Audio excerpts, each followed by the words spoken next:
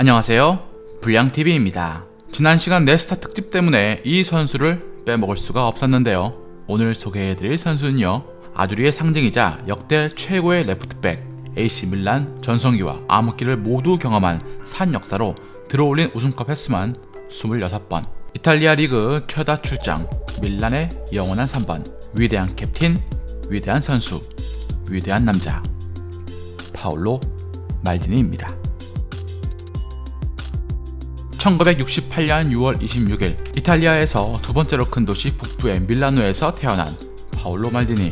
그의 아버지는 너무나 유명한 수비수이자 감독인 체사레 말디니였죠. 따라서 아들 파올로 말디니의 축구 재능은 어느 정도 타고난 것이라 할 수가 있었습니다. 말디니는 챔피언스 리그를 제패한 아버지의 뒤를 따라서 10살 때 무렵 AC 밀란의 유스팀인 밀란 프리마베라에 들어가 아버지를 쏙 닮은 실력으로 사람들을 놀라게 만들었습니다. 하지만 말디니는 어린 시절 아버지 덕이라는 소리, 아버지와 비교되는 소리를 듣는 것을 싫어했습니다. 이것을 극복하는 비결은 실력 하나밖에 없었기 때문에 연습에 연습을 거듭합니다. 그렇게 수비 거장의 전설은 시작이 되었죠. 한편 1980년대 AC 밀란은 쇠락한 명문이었습니다. 50년대부터 70년대 초반까지 꾸준히 우승컵을 수집한 명문 구단이었지만 재정 문제, 구단 내부 문제, 스캔들이 겹치면서 1981년 승부 조작으로 세리에 B로 강등되는 수모까지 겪게 됩니다. 구단의 재정 상황이 극단적으로 안 좋아져 파산 직전까지 갔던 것이 말디니의 입단 시기 상황이었습니다. 말디니는 밀란의 유스 시스템에서 차근차근 성장해 16살 때 처음으로 프로 무대에 데뷔하게 됩니다. 1985년 1월 20일 우디네세와의 원정 경기였는데 후반 교체 투입으로 처음 프로 무대를 밟게 됩니다. 교체 투입을 하던 말디니에게 닐스 리드홀른 감독은 어느 자리에서 뛰고 싶냐고 물었고 16살의 말디니는 어떤 식으로든 좋으니 뛰고만 싶다며 호기롭게 말합니다. 그리고 첫 데뷔전 오른쪽 풀백으로 활약을 했죠. 데뷔 이후 다음 해인 1985-86 시즌 더욱 빠르게 실력이 향상되며 팀의 주전 선수로 도약을 합니다. 당시 오른쪽 풀백에는 마우로 타소티가 있었기 때문에 왼쪽 풀백을 맡아 경기에 나서게 됩니다. 팀의 왼쪽 풀백이 된 이상 왼발을 능숙하게 다룰 필요가 있었고 이때부터 왼발 훈련을 집중적으로 해 왼발까지 자연스럽게 구사하게 됩니다. 리그 27경기와 코파 이탈리아나 6경기 등 총 40경기에 출전을 하면서 17살의 천재 유망주는 이름을 드높였고 아버지 체사레 말디니가 이끄는 이탈리아 21세 이하 팀에서 자리를 또 차지하게 됩니다. 그런데 때마침 AC 밀란은 1985년 새로운 정기를 마련하게 됩니다. 언론 재벌인 베를루스코니가 밀란의 새로운 구단주가 되었고 이는 밀란이 침체기를 벗어나 황금기를 맞이한 큰 요인이 되었죠. 그리고 공격적인 영입을 통해서 반바스텐 루드굴리트를 영입하며 우승을 향한 야심찬 여정이 시작이 됩니다. 그리고 1987년에는 감독 아리고 사키가 부임하면서 밀란의 수비 축구는 꽃을 피우게 됩니다. 1988년 18살의 나이에 처음으로 세리에 A 우승컵을 거머쥔 말디니. 커리어 첫 우승을 이룬 그는 1988년 3월 유고슬라비아와의 경기에서 첫 A매치 데뷔를 했고 그해 유로 88까지 출전하기에 이릅니다. 뿐만 아니라 2차전 스페인전에서 미첼을 완전히 틀어막으면서 유럽 전역에 슈퍼 유망주가 등장했음을 알립니다. 이탈리아는 대회 우승에는 실패했지만 어린 말디니는 대회 베스트 11에 선정이 됩니다. 1988-89 시즌 밀란은 미드필더 안젤로티와 네덜란드의 레이카르트를 영입하며 오렌지 삼총사를 모두 영입하는데 성공을 합니다. 그리고 마침내 1989년 챔피언스리그 결승전에서 루마니아의 부쿠레슈티를 꺾고 20년 만에 챔피언스리그 타이틀을 가져오게 이릅니다. 다음 해인 1990년에도 UEFA 슈퍼컵, 피파 클럽 월드컵 그리고 챔피언스리그 2연패까지 성공을 하면서 도합 5개의 트로피를 2년 동안 싹쓸이했죠. 물론 반바스텐, 루드굴리트, 레이카르트, 오렌지 삼총사의 힘이 컸지만 무엇보다 타소티, 코스타쿠르타, 바레시, 말디니로 이어지는 이른바 차레포백의 역할이 엄청났습니다. 그중 말디니는 2년 동안 총 87경기에 나서며 부동의 주전임을 증명을 했죠. 그리고 1990년 이탈리아 월드컵에 말디니는 처음으로 월드컵에 출전을 합니다. 통산 4번째 우승을 노린 이탈리아의 왼쪽 수비수로 위치했고 바레시, 베르고미, 쉐레아로 이루어진 수비진은 완벽한 빗장 수비를 보여주었습니다. 4강전 아르헨티나전까지 무실점 행진을 계속했고 이는 지금까지 월드컵 최장 시간 무실점이라는 기록으로 남아있습니다. 하지만 디펜딩 챔피언이었던 아르헨티나엔 마라도나가 있었고 카니자의 헤딩골이 시발점이 되었습니다. 승부차기 끝에 말디니의 이탈리아는 패했고 말디니 축구 인생 중 가장 기억에 남는 월드컵은 그렇게 끝이 나게 됩니다.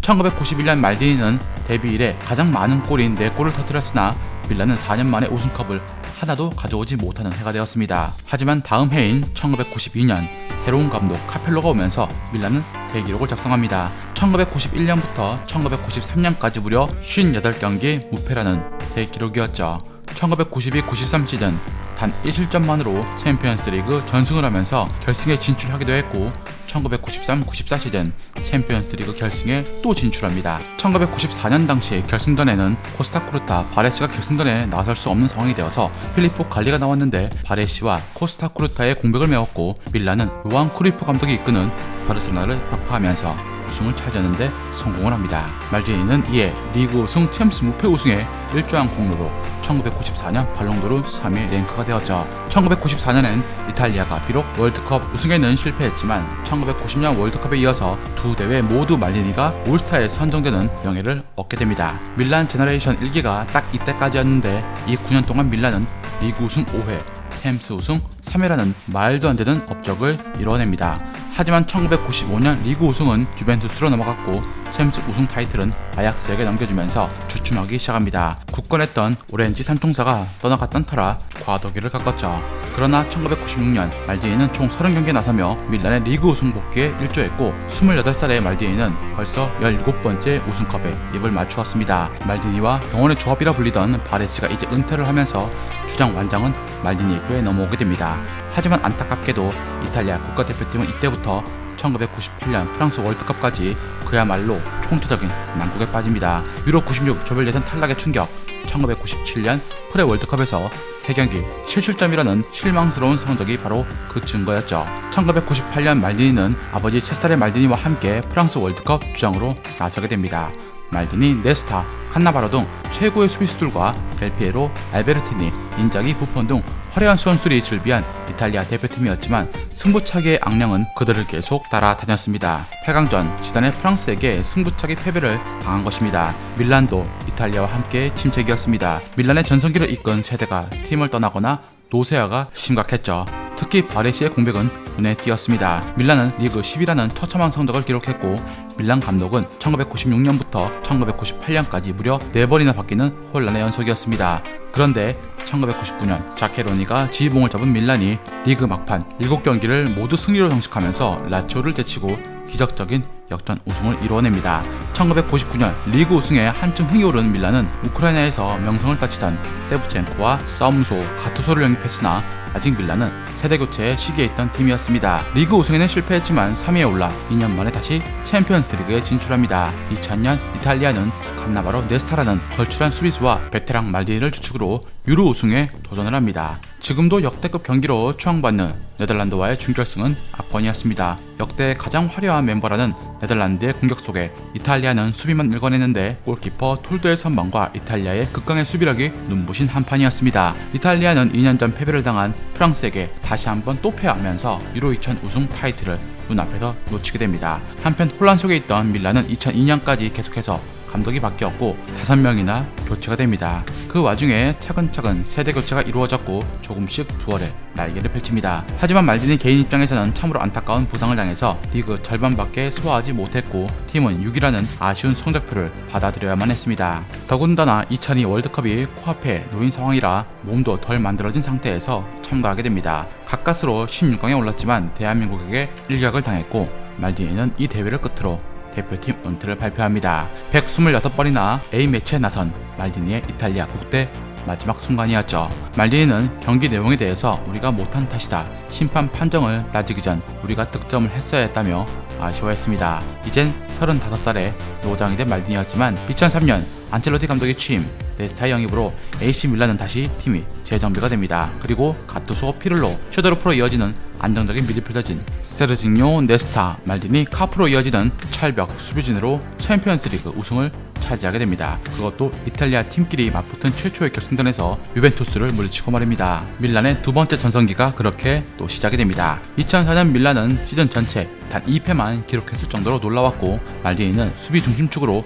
네스타와 짝을 맞춰 경기당 0.64골에 불과한 짠물 수비를 보여줍니다. 30대 중반에 측면 수비수로는 발이 느려졌다고 지적받은 말디니가 중앙 수비수로 다시 태어난 것입니다. 리그 우승과 별개로 안타깝게도 챔스에선 8강전 데포르티보에게 1차전에서 홈에서 4대1 대승을 거두었지만 원정에서 그만 4골을 얻어맞는 바람에 역대급 이변이 연출되면서 탈락을 하고 말았습니다. 2004-2005 시즌 말디니와 AC 밀란은 다시 한번 챔스 우승에 도전을 했고 맨유 인터밀란은 16강과 8강에서 연이어 무너뜨립니다. 4강전 히딩크가 이끌던 아인토벤을 만나서 AC 밀란은 박지성에게 선제골을 얻어맞았지만 경기 종료 직전 암브로시니의 골로 극적으로 결승에 오릅니다. 2005년 리버풀과 AC 밀란의 경기는 그 유명한 이스탄불에서 벌어진 명경기로 리버풀이 3골 차를 뒤집고 우승을 차지합니다. 2006년 이제 어느덧 38살에 접어든 말디니는 선발 출장 횟수가 급격하게 줄어들게 됩니다. 그리고 밀란은 승부 조작에 연루되어서 승점이 삭감된 8위로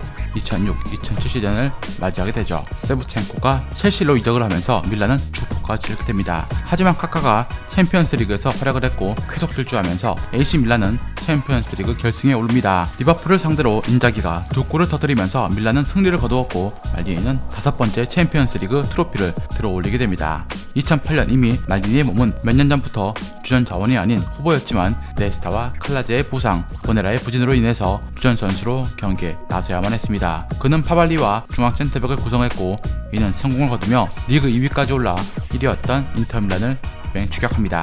당초 1년 전 은퇴를 하려고 했던 말디니는 2008-2009 시즌 리그에서 무려 30경기에 출장을 합니다. 2009년 5월 31일 피오렌티나와의 원정 경기를 끝으로 24년간 정들었던 그라운드를 떠났죠. 마라도나부터 리오넬 메시까지 모두 상대해본 선수로 퍼거슨이 그토록 원하던 수비수였고 단 한 팀에서 뛴 원클럽맨이었습니다. 우아한 양발 태클과 경험에서 우러나오는 통찰력 그리고 주장으로서의 리더십과 하이 모범이 될 만한 근면 성실함까지 현역 시절 단 2번의 퇴장밖에 당하지 않은 그라운드의 신사로 비록 나이가 들어감에 따라서 스피드, 체력 저하가 있었지만 41살의 나이로 은퇴할 때까지 그의 클래스는 모든 수비수들로부터 존경을 받는 월드 클래스였습니다. 즐겁게 보셨다면 구독과 좋아요 클릭을 부탁드립니다. 다음 이야기에선 아프리카 역사상 가장 위대한 선수 중 한 명이라고 찬사를 받고 있는 한 선수에 대해서 소개해드리고자 합니다.